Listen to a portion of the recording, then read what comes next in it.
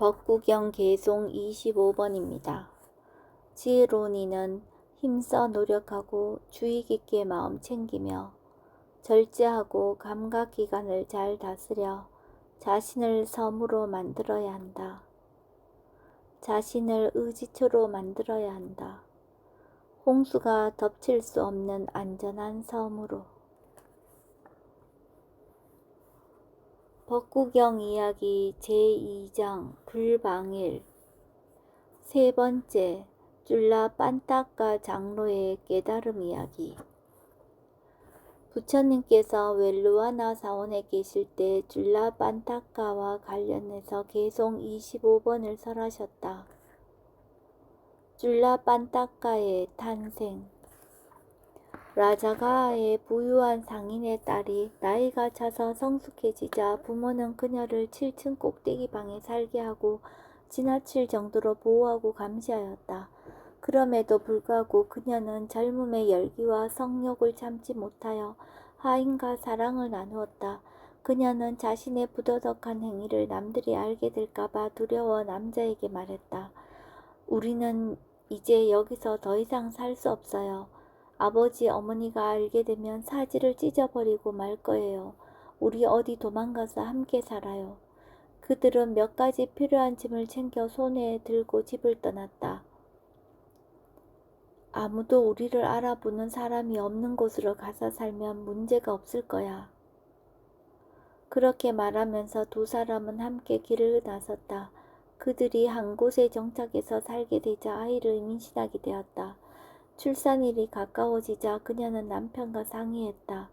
일가부치 한 명도 없는 곳에서 아이를 낳게 되면 너무 힘들 거예요. 친정으로 가서 아이를 낳는 것이 좋겠어요.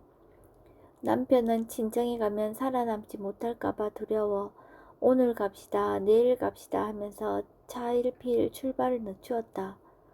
젊은 아내는 생각했다. 이 바보는 자기가 큰 죄를 저질렀다는 것을 알고 감히 가려고 하지 않는군. 하지만 부모는 자식들이 잘 되기만을 바라지 않는가. 남편이 가든 안 가든 나는 가야겠다. 그녀는 남편이 밖에 나가 있는 동안 이웃에게 친정에 간다고 이야기하고 짐을 챙겨 들고 길을 떠났다. 남편이 집에 돌아와서 아내가 보이지 않자 이웃에게 물었다. 그녀가 친정집으로 갔다는 말을 듣고 그는 급히 쫓아가서 따라잡았다. 그녀는 길가에서 아이를 낳았다. 여보, 아들이요, 딸이요? 아들이에요. 이제 어떡하지? 아이를 낳았으니 친정에 갈 필요가 없어졌어요. 이제 집으로 돌아가요. 부부는 돌아가는 것이 최선책이라고 생각하고 집으로 돌아갔다. 그들은 아들이 길에서 태어났다고 해서 아들의 이름을 빤따까 길이라고 지었다. 얼마 지나지 않아 그녀는 둘째 아이를 가졌다. 첫째 아이를 낳을 때와 똑같은 일이 벌어졌다. 둘째 아이도 길에서 태어났기 때문에 그들은 큰 아이를 마하 빤따까라 부르고 둘째 아이를 줄라 빤따까라고 불렀다. 그들은 두 아이를 데리고 자기들의 보금자리로 되돌아갔다. 마하 빤따까가 자라서 소년이 되었을 때 그는 다른 아이들이 삼촌, 할아버지, 할머니에 대해 이야기하는 것을 듣고 어머니에게 물었다. 어머니, 다른 아이들은 할아버지와 할머니에 대해 이야기하는데 우리는 친척이 없어요. 아들아, 우리에게도 친척이 있지. 라자가하의 부자 상인 할아버지와 많은 친척들이 살고 있단다. 우린 왜 거기 안 가요, 어머니? 그녀는 적당히 얼버무릴 수밖에 없었다. 하지만 아들이 자꾸 똑같은 질문을 되풀이하자 그녀는 결국 남편에게 말했다. 얘들 때문에 아주 피곤해요. 아버지 어머니가 설마 우리를 산채로 잡아먹기라도 하겠어요. 아이들을 데리고 친정에 가보는 게 어때요? 나는 감히 직접 만나지 못하겠소. 하지만 거기까지 데려다 줄 수는 있소. 좋아요. 라자가하에 가서 부모님을 만나볼 수 있는 좋은 방법을 찾아봅시다. 그들은 아이들을 데리고 라자가하로 가서 성문 근처에 있는 여행자 숙소에 머물렀다. 그녀는 심부름꾼을 시켜 친정 부모에게 자신과 아이들이 라자가하에 왔다는 말을 전했다. 친정 부모는 이 소식을 듣고 생각했다. 수없는 윤회를 지나오면서 아들이나 딸이 되어보지 않은 적이 없었다. 그러나 딸년이 우리에게 준 상처가 너무 깊어 2번 다시 보기 싫다. 딸년에게 어디 가서 먹고 살만한 돈을 주어 보내버리자. 그러나 애들은 무슨 죄가 있겠는가. 이리로 보내라고 해서 우리가 기르도록 하자. 친정 부모는 딸에게 돈을 보냈다. 2사람은 보내온 돈을 받고 아이들을 친정 부모에게 보냈다. 그래서 아이들은 외할아버지 집에서 자라나게 되었다. 쫄라 빤따까는 너무 어려웠지만 마아 빤따까는 할아버지를 따라서 부처님께 가서 법문을 듣곤 했다. 자주 법문을 듣게 되자 마아 빤따까는 출가하고픈 생각이 일어나 할아버지에게 말했다. 허락하신다면 출가하고 싶어요. 얘야, 그게 정말이냐? 내가 출가한다는 말만큼 나를 기쁘게 하는 말도 없단다. 출가를 허락해 달라고. 좋고 말고 출가를 허락하마. 비구가 된 줄라 빤따까. 할아버지는 마아 빤따까를 데리고 부처님께 다가가 삼배를 올리자 부처님께서 말씀하셨다. 장자여, 손자를 얻었는가? 부처님이시여, 그렇습니다. 제 손자가 부처님께 출가하고 싶다고 합니다. 부처님은 탁발하며 두타행을 하는 장로에게 아이를 출가시키라고 지시했다. 장로는 수행 주제로 몸의 32부분 중에서 처음 5가지를 가르치고 나서 머리를 깎아주고 출가시켰다. 소녀는 여러 안거를 지내면서 경전을 외우고 비구기를 받고 바른 마음가짐으로 열심히 수행 정진하여 아라한이 되었다. 마아 빤따까가 무색계 선정에 들어 행복을 즐기거나 열반을 대상으로 하는 과삼매에 들어 행복 속에 세월을 보내다가 문득 동생에게 생각이 미쳤다. 쫄라 빤따까에게도 이런 행복을 경험하게 하는 것이 어떨까? 그는 할아버지에게 가서 말했다. 장자여, 허락해 주신다면 쫄라 빤따까를 출가시키고 싶습니다. 좋습니다, 스님. 당장 출가시키시오. 장자는 부처님의 가르침에 깊은 믿음을 가지고 있기도 했지만 사람들이 이 2아이는 외손자입니까? 라고 물으면 도망친 딸의 아들들입니다. 라고 말하기가 부끄러워서 출가하는 것을 기쁘게 허락하였다고 한다. 마아 빤따까는 동생 쫄라 빤따까를 출가시켰다. 그러나 쫄라 빤따까는 머리가 둔해 4개월 동안 단 한 구절도 외우지 못했다. 이른 아침 붉은 연꽃이 향기를 머금고 꽃을 피우듯이 하늘에 밝게 빛나는 태양처럼 눈부시게 빛나는 부처님을 보라. 위없는 깨달음을 얻으신 까사빠 부처님 시대에 그는 지혜가 뛰어난 사람이었다. 그는 출가하여 비구가 된 후 머리가 모자라지만 열심히 경전을 배우려고 노력하는 한 비구를 멍청이라고 놀리고 조롱하였다. 조롱받은 비구니는 더 당황해서 개송 한 구절도 외우지 못했다.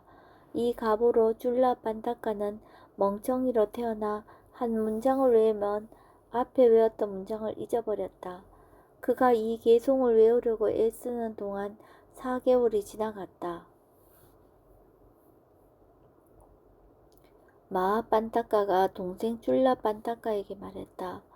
쫄라 빤따까여, 부처님 가르침을 배우는 것은 너의 능력으로는 불가능하다. 4개월 동안 한 개송도 외우지 못했는데 어떻게 깨달음을 성취할 수 있겠느냐. 사원을 떠나 세속으로 돌아가거라. 형은 동생에게 집으로 돌아가라고 했지만 쫄라 빤따까는 부처님 가르침에 신심이 있어서 세속으로 돌아가고 싶지 않았다. 그때 마아 빤따까 장로는 공양청이 들어오면 비구들에게 알리고 배정하는 소임을 보고 있었다. 어느 날 지화과 꼬마라 빠짜가 많은 꽃과 여러 종류의 향수를 가지고 지화과 망고 사원으로 가서 부처님께 꽃과 향을 올리고 삼배를 드리고 법문을 들었다. 그는 법문을 듣고 나서 부처님께 삼배를 드리고 자리에서 일어나 마하빤타카 장로에게 다가가 여쭈었다. 존자님, 이 사원에 부처님과 함께 살고 있는 스님이 몇 분이나 됩니까? 500분입니다. 존자님, 내일 부처님과 스님들을 모시고 저희 집에 오셔서 공양하시기 바랍니다. 제가 신도요. 줄라빤타카는 어리석고 멍청하고 지혜가 성숙될 가능성조차 없습니다. 그를 빼고 나머지 모든 스님들을 모시고 가도록 하겠습니다. 줄라빤타카는 이 말을 듣고 생각했다. 장로는 모든 스님들의 공양청을 받아들이면서 고의적으로 나를 제외시켰다. 의심할 여지 없이 형의 애정이 식어버렸다. 여기에 머문들 무슨 이익이 있겠는가. 속인의 삶으로 돌아가서 공양이나 올리고 공덕이나 쌓으면서 한 세상 살다 가야겠다. 다음날 아침 일찍 그는 한속할 생각으로 방문을 나섰다. 아침 일찍 부처님께서도 세상을 살피다가 형제의 일을 아시고 줄라빤타카가 나서고 있는 산문으로 미리 가서 경행하고 계셨다. 줄라빤타카가 사원문을 나가다가 부처님이 계신 것을 보고 다가가 인사를 올리자 부처님께서 말씀하셨다. 줄라빤타카여, 이 시간에 어디를 가는가? 부처님이시여, 저의 형이 저를 승단에서 쫓아냈습니다. 그래서 지금 세속으로 돌아가는 중입니다. 줄라빤타카여, 내가 직접 너의 출가를 받아 주었는데 내 형이 너를 추방했을 때 왜 나에게 찾아오지 않았느냐? 속인으로 되돌아가는 것이 무슨 이익이 있겠느냐? 그러지 말고 여기 남아있거라. 부처님은 법륜이 그려진 손으로 줄라빤타카의 머리를 부드럽게 쓰다듬어 주셨다. 부처님은 그를 데리고 간다쿠띠로 가서 신통으로 아주 깨끗한 천을 만들어주면서 말씀하셨다. 줄라빤타카여, 여기에서 얼굴을 동쪽으로 하고 앉아서 라조하라낭 이라고 외우면서 이 천 조각을 들고 손으로 비비도록 해라. 공양청에 나갈 시간을 알리는 소리가 들리자 부처님께서는 대중 스님들과 함께 지화과의 집으로 가서 준비된 자리에 앉으셨다.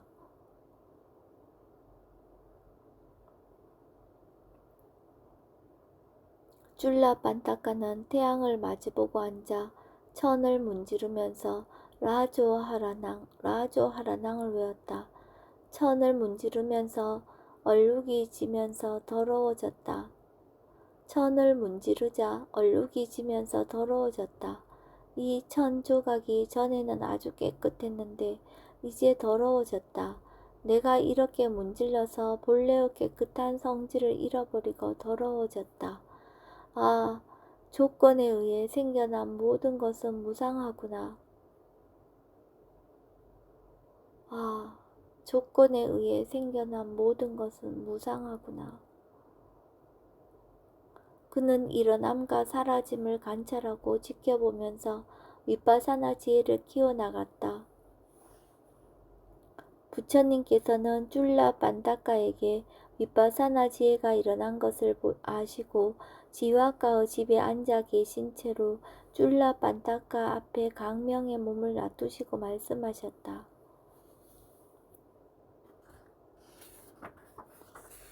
줄라빤타카여, 천 조각만이 때로 인해 더러워지고 얼룩지는 것은 아니다. 내 안에도 탐욕과 성냄과 어리석음의 때가 있다. 이것들을 제거하여라. 부처님께서는 이렇게 말씀하시면서 개송을 읊으셨다. 때는 몸에 낀 때만을 말하지 않네. 때는 탐욕의 다른 이름, 탐욕이 없는 청정한 나의 교단에서 비구들은 탐욕이라는 마음의 때를 제거하며 살아가네. 때는 몸에 낀 때만을 말하지 않네. 때는 분노의 다른 이름, 분노가 없는 청정한 나의 교단에서 비구들은 분노라는 마음의 때를 제거하며 살아가네. 때는 몸에 낀 때만을 말하지 않네.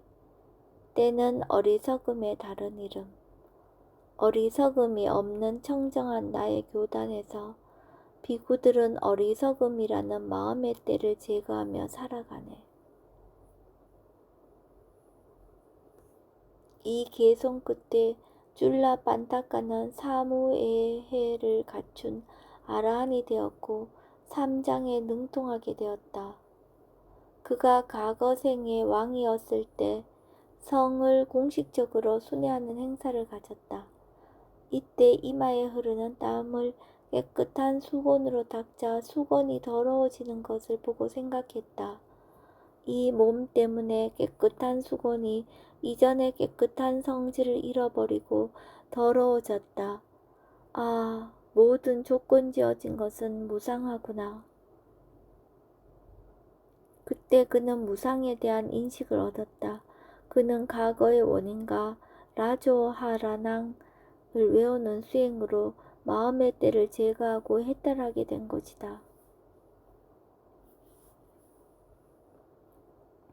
지와과 꼬마라 바짜가 부처님 바루에 청수물을 따라 드리려 하자 부처님께서 바루를 손으로 덮으시면서 말씀하셨다.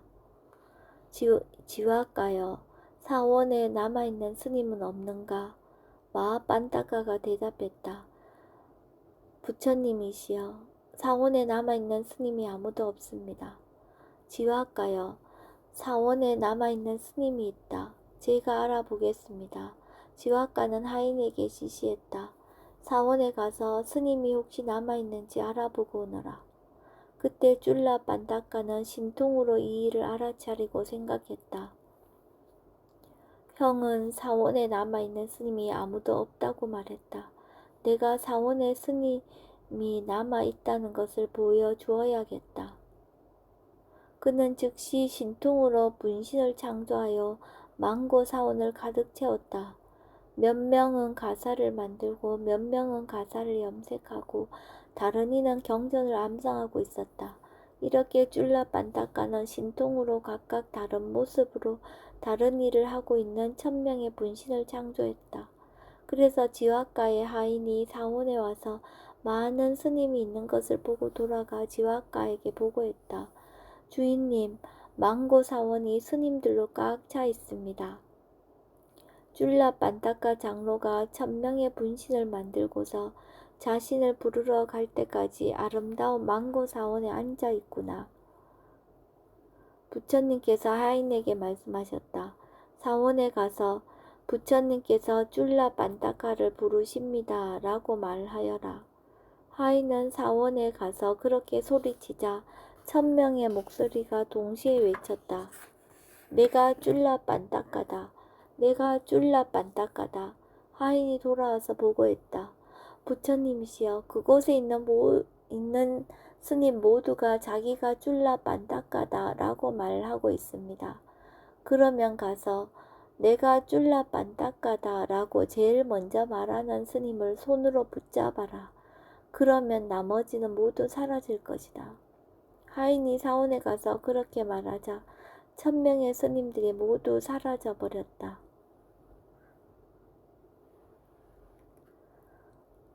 줄라 반타카 장로는 하인과 함께 돌아왔다. 공양이 끝나자 스님께서 지와과에게 말했다. 지와과여, 줄라 반타카의 바루를 받아들어라. 오늘은 그가 그대를 위해 법문을 해줄 것이다. 지와과가 바루를 받아들자 줄라 반타카는 젊은 사자가 사자우를 토하는 것처럼 3장을 폭넓게 인용하면서 법문하였다. 법문이 끝나자 부처님께서 자리에 일어나서 대중들과 함께 사원으로 돌아가셨다. 사원에 도착하자 부처님께서는 간다꾸띠 앞에서 비구들에게 법문하시고 대중들을 돌려보내고 간다꾸띠로 들어가셔서 사자처럼 오른쪽 옆구리를 바닥에 대고 누우셨다. 저녁이 되자 비구들이 법당에 모여들었다. 비구들은 붉은 양탄자를 둘러치듯이 앉아 부처님의 불가사의한 능력에 찬사를 보내기 시작했다. 벗들이여, 마하빤다카는 줄라빤다카의 잠재적 성향을 이해하지도 못하고 이 멍청이는 4개월 동안 한 구절의 개송도 외우지 못했다고 구박하면서 그를 추방하였습니다. 그러나 법왕이신 부처님께서는 밥 한 끼 먹을 동안에 그를 사무예해를 갖추고 삼장을 통달한 아라한이 되게 하셨습니다. 정말 부처님의 지혜는 끝이 없습니다. 부처님께서는 비구들이 이 주제로 법담을 나누고 있다는 것을 아셨다. 부처님께서는 지금 비구들에게 가야 할 때라는 것을 아셨다. 부처님께서는 자리에서 일어나 아랫가사를 걸치고 허리띠를 메고 어깨에 갈색 가사를 걸치고 견줄 바 없는 우아한 모습으로 코끼리처럼 걸어서 법당에 들어가셨다. 부처님께서는 장엄한 붓다의 자리에 오르셔서 유간다라 산봉우리 위로 떠오르는 아침 햇살처럼 몸에서 6색깔의 강명을 놓으시고 심해의 밑바닥까지 땅을 진동시키고서 자리에 앉으셨다. 부처님께서 도착하시자 비구들은 법담을 멈추고 침묵을 지켰다. 부처님께서는 온화하고 자비스러운 마음으로 대중들을 둘러보시고 말씀하셨다. 비구 대중들이 나의 마음을 무한히 기쁘게 하는구나. 손 하나 까딱하지 않고 발 하나 움직이지 않고 기침 소리도 내지 않고 죄책이 소리도 들리지 않는구나. 비구 대중들은 붓다에 대한 존경심으로 붓다의 위엄 앞에 고요히 마음을 가라앉히고 앉아있구나. 만약 나의 수명이 닿을 때까지 여기 앉아서 말하지 않는다면 비구들은 먼저 말하는 것을 자제하며 결코 입을 열지 않을 것이다. 그러니 내가 먼저 말하겠다. 그래서 부처님께서는 범천과 같은 감미로운 목소리로 비구들에게 말씀하셨다. 비구들이여, 여기 모두 함께 모여 무슨 이야기를 나누고 있었는가? 그대들이 갑자기 중단한 대화의 주제가 무엇인가? 비구들이 말씀드리자 부처님께서 말씀하셨다. 비구들이여, 줄라 빤다카가 멍청이였던 적은 이번이 처음이 아니다. 그가 나에게 의지했던 것도 이번이 처음이 아니다. 과거 생에서도 나는 그의 의지처였다. 과거 생에서 나는 그를 부자로 만들어 주었다. 금생에서는 그를 세간을 초월하는 출세간의 부자가 되게 하였다. 비구들이 그 이야기를 해달라고 요청하자 부처님께서는 이야기를 시작하셨다.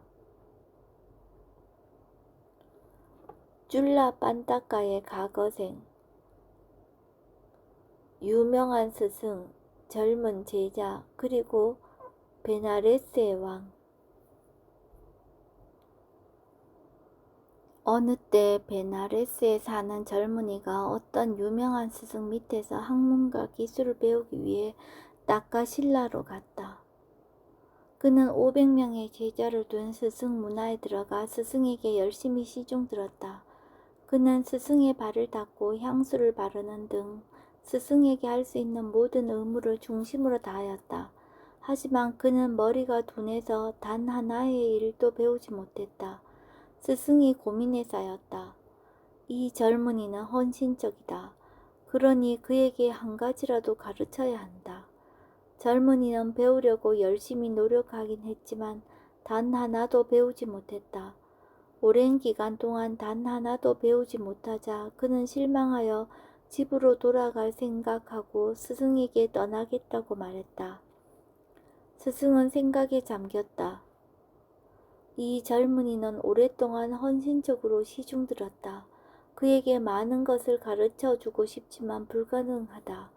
어떻게 해서라도 보답은 해야 하니 주문을 만들어서 가르쳐 줘야겠다. 스승은 그를 데리고 숲속으로 들어가서 한 가지 주문을 만들었다. 못된 짓을 하고 있구나. 못된 짓을 하고 있구나. 왜 그 짓을 하는지 난 다 알지. 스승은 이 주문을 가르치고 수백 번 반복하게 했다. 이제 알겠느냐? 알겠습니다. 이제 다 알겠습니다. 아무리 멍청해도 몸으로 힘들게 외운 주문은 결코 잊어버리지 않는다.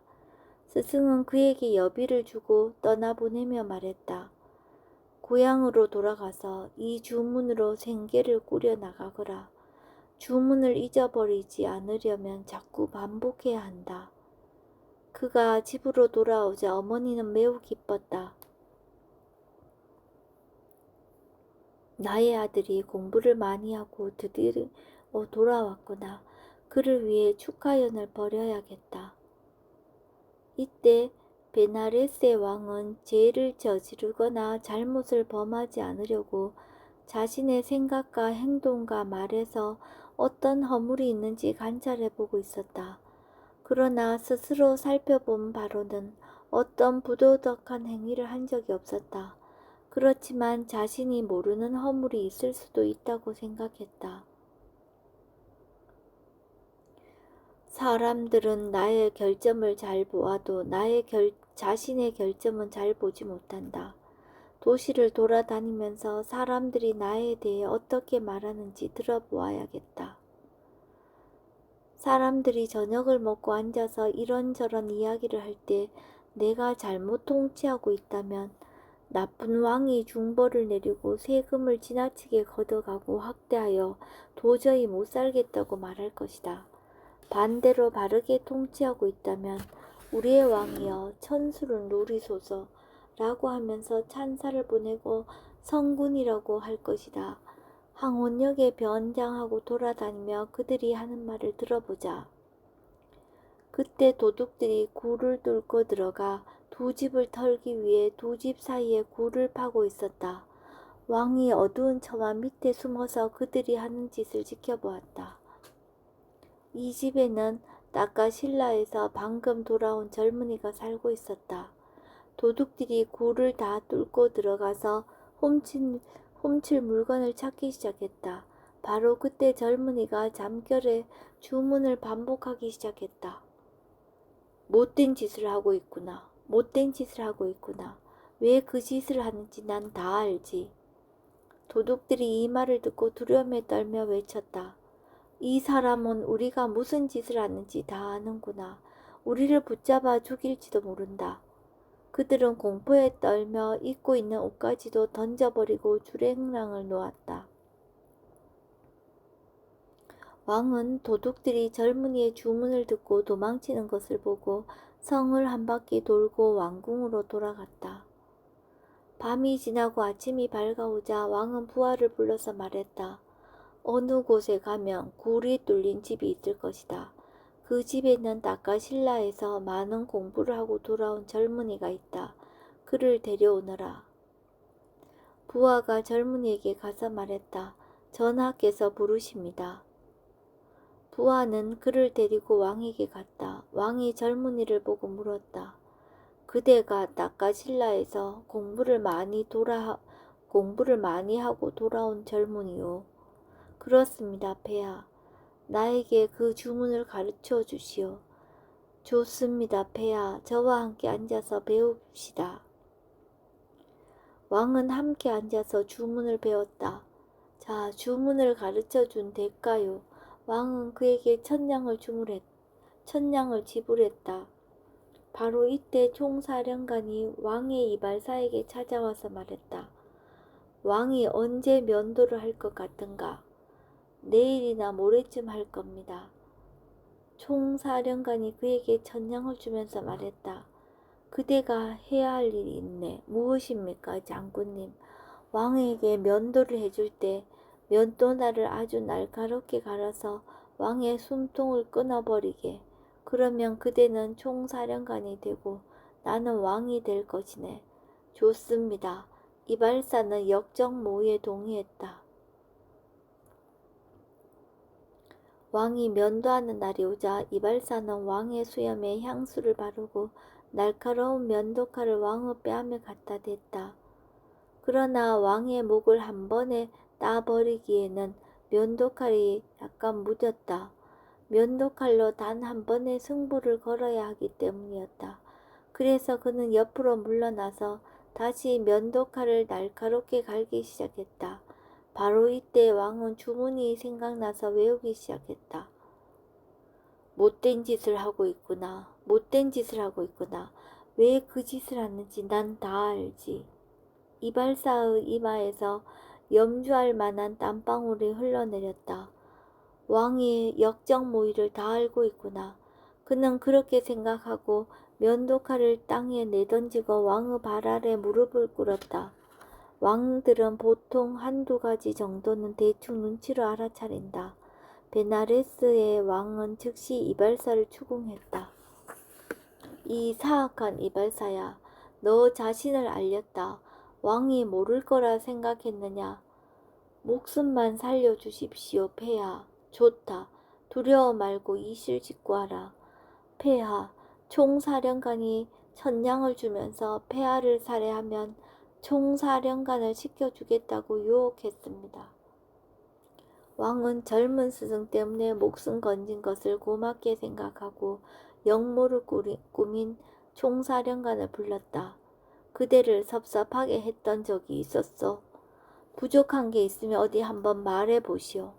꼴도 보기 싫으니 당장 내 왕국을 떠나주시오. 왕은 총사령관을 왕국에서 추방하였다. 왕은 그의 스승이었던 젊은이를 불러서 말했다. 스승이시여, 당신 덕분에 목숨을 구했습니다. 왕은 그에게 공문을 내리고 총사령관에 임명했다. 과거 이야기 끝. 그때 그 젊은이가 쫄라 반다까이고 유명한 스승은 나였다. 부처님께서 과거 이야기를 마치시고 말씀하셨다. 비구들이여, 과거 생에서도 쫄라 반다까는 머리가 부족했었고 나는 그의 의지처였고 그를 부자로 만들어 주었다. 어느 날 비구들이 또 부처님이 쫄라 반다까의 의지처가 되었다 라고 이야기를 나누자 부처님께서는 쫄라 세띠 자따까를 설하셨다. 보살이 베나레스 시에서 쫄라까 세띠라는 이름의 부자였을 때였다. 그는 전조나 징조를 보고 미래를 예측하는 능력이 있었다. 어느 날 그는 길 위에 큰 쥐 한 마리가 죽어 있는 것을 보고 별자리를 확인하고 혼자 중얼거렸다. 어떤 젊은이가 이 쥐를 집어들기만 해도 그는 성공이 확실하다. 쫄라떼와 시카, 지금의 쫄라반다카 장로. 쫄라떼와 시카는 몰락한 가문의 젊은이가 쫄라떼와 시카라는 몰락한 가문의 젊은이가 길을 지나가다가 이 말을 듣고 그 쥐를 들고 가서 선술집 주인에게 고양이 먹이로 동전 한 입에 빨았다. 그 동전으로 당밀을 사서 물과 섞어 당밀차를 만들어 꽃장수들에게 팔았다. 그렇게 해서 동전 8입을 벌었다. 어느 날 왕의 정원이 비바람으로 인해 떨어진 나뭇가지와 잎사귀로 엉망이 되었다. 그는 사람들을 시켜 당밀차를 나누어 주며 나뭇가지와 잎을 모으게 했다. 그때 마침 뗄나무가 필요한 도자기공에게 나무를 팔아 동전 16님을 벌었다. 그는 그 돈으로 당밀차를 만들어 성문 가까이 가서 육상무역 상인들과 해상무역 상인들과 얼굴을 익혔다. 육상무역 상인들은 그에게 500마리 말을 끌고 오는 말장수가 도착한다는 정보를 주었다. 그는 그 말장수에게 말 먹이풀을 대주고 돈을 벌었다. 해상무역 상인들은 배가 들어온다는 정보를 주었다. 그는 집마차로 물건을 운반해주고 막대한 돈을 벌었다.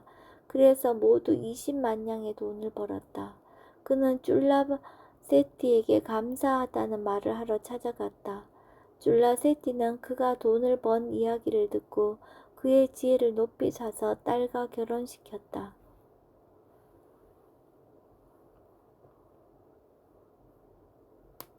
지혜롭고 영리한 사람은 몇 푼의 돈으로 부귀영화를 얻는다네. 마치 크나큰 불이 작은 불씨에서 시작하듯이. 부처님께서는 개송을 읊고서 말씀하셨다. 비구들이여, 내가 줄라 반다카의 의지처가 된 것은 이번이 처음이 아니다. 과거 생에서도 나는 그를 부자로 만들어 주었다. 그 당시 젊은 제자는 줄라 반다카였고 부자 상인은 바로 나였다.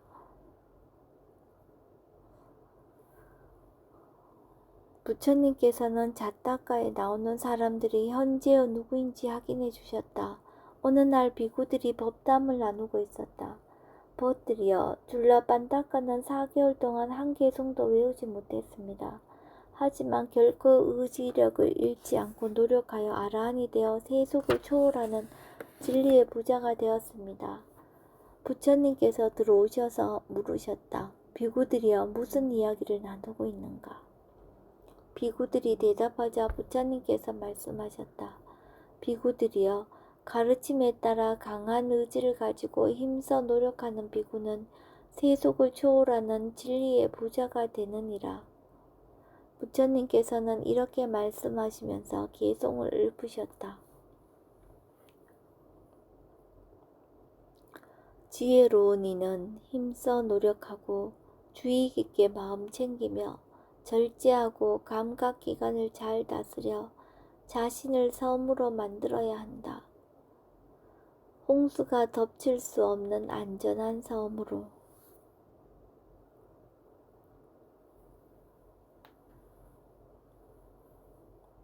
법구경 25번 개송 이야기를 마치겠습니다.